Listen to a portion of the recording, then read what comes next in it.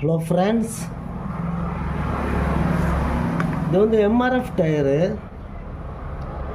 MRF 2.16 tyre. இது TVS XL back வீலில் ஓடிக்கிட்டு இருந்த டயரு இந்த டயரு. இப்போ இந்த டயரில் என்ன ஃபால்ட் அப்படின்னா, இப்போ பார்த்தீங்களா ஒன் சைடாகவே அடிச்சிருக்கு. பார்த்தீங்களா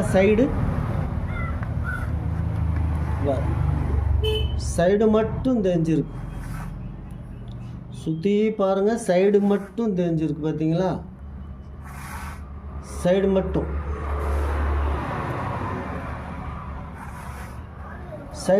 தெரிஞ்சிருக்கு. அதே மாதிரி இந்த ஒன் சைடு மட்டும் கிடையாது, ரெண்டாவது சைடும் தெரிஞ்சிருக்கு. ரெண்டு பக்கமும் சைடு மட்டும் தெரிஞ்சிருக்கு. ஓகே, இப்போ சென்டரில் வந்து பட்டன் இருக்கு. சென்டரில் நல்ல பட்டன் இருக்கு. ஆனால் இந்த டயரை வந்து யூஸ் பண்ணலாம். நம்ம இந்த டயரை போட்டு ஓட்டலாம். சைடு மட்டும்தான் தெரிஞ்சிருக்கு, ஆனால் ஓட்டலாம். இருந்தாலும் இந்த டயரை வந்து மாற்றிட்டாங்க. ஏன்னா பட்டன் இருக்கு. குறைஞ்சது 1/2 பட்டன் இருக்குது இந்த வண்டியில். இந்த டயரில் வந்து 1/2 பட்டன் இருக்குது. யூஸ் பண்ணணும்னா நம்ம பண்ணிக்கிறலாம். இப்போ இந்த சைடு வந்து எதனால் இந்த மாதிரி ஆனது காரணம் என்ன அப்படின்னா, இப்போ டிவிஎஸ் எக்ஸலில் பேக் வீலில் பார்த்தீங்கன்னா மக்காடில் வந்து ஒரு 6 ஸ்க்ரூ வரும், 6 போல்ட்டு வரும். இந்த பார்த்தீங்களா போல்ட்டு, இந்த போல்ட்டு வந்து மொத்தத்துக்கு அந்த மக்காடு லப்பரை சேர்த்து 6 போல்ட்டு வரும். இந்த 6 போல்ட்டில் என்ன ஆகும் அப்படின்னா, இந்த வண்டியில் ஷாக் அப்சர் இப்போ ஒரு வண்டி எடுத்து நம்ம ஓட்டுறோம் அப்படின்னா,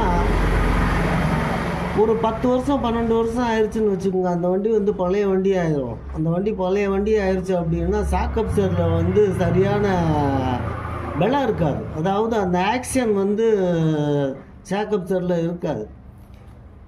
இப்போ சப்போஸ் வந்து நம்ம லோடு ஜாஸ்தி ஏற்றுறோன்னு வச்சுக்கோங்களேன். லோடு ஏற்றுறோம், இல்லைன்னா அதிகமான மெம்பர் நம்ம அதில் உட்காந்து போகிறோம் அப்படின்னா அது என்ன ஆகும் அப்படின்னா, இந்த ஷாக் அப்சர் வந்து ஆக்ஷன் ஆகும்போது, பள்ளமேட்டில் ஆக்ஷன் ஆகும்போது என்ன ஆகும் அப்படின்னா, ஏன்னா அந்த ஷாக் அப்சரில் தான் இது இல்லை, ஆக்ஷன் இது பண்ணுற அளவுக்கு பலம் இல்லை.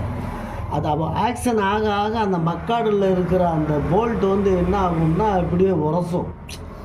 இப்படியே அந்த உரசுறது வந்து நமக்கு தெரியாது. ஏன்னா நம்ம தான் வண்டி ரன்னிங்கில் இருப்போம்ல. அந்த பள்ளமேட்டில் விழுகிற நேரத்தில் மட்டும் இப்படி உரசிட்டு இப்படி மேலே போயிடும். இப்படியே உரசி தான். இப்போ இந்த டயரில் வந்து பார்த்திங்கன்னா 2 பக்கம், அதாவது இந்த போல்ட்டு வந்து 2 பக்கம் வரும். அந்த 2 பக்கம் வர்ற போல்ட்டு வந்து மெயினான போல்ட்டு. பின்னாடி இந்த மக்காடு ஸ்க்ரூ போல்ட்டு, மக்காடில் அந்த லப்பருக்கு போடுறோம் பார்த்தீங்களா, அதுதான் மெயினாக பிடிக்கும். இப்படி அந்த மக்காடு இப்படி உட்காரும்போது வெயிட்டுக்கு இப்படி போகும்போது இந்த ஸ்க்ரூ இப்படி போய் பிடிக்கும் பார்த்துக்குங்க. அதனால் நம்ம வந்து ஷாக் அப்சரை மட்டும் எப்பயுமே நல்லா ஹெவியாக வச்சுக்கிறணும். இப்போ பழசாயிருச்சு அப்படின்னா நம்ம என்ன பண்ணுறோம், அதை கவனிக்கிறது இல்லை.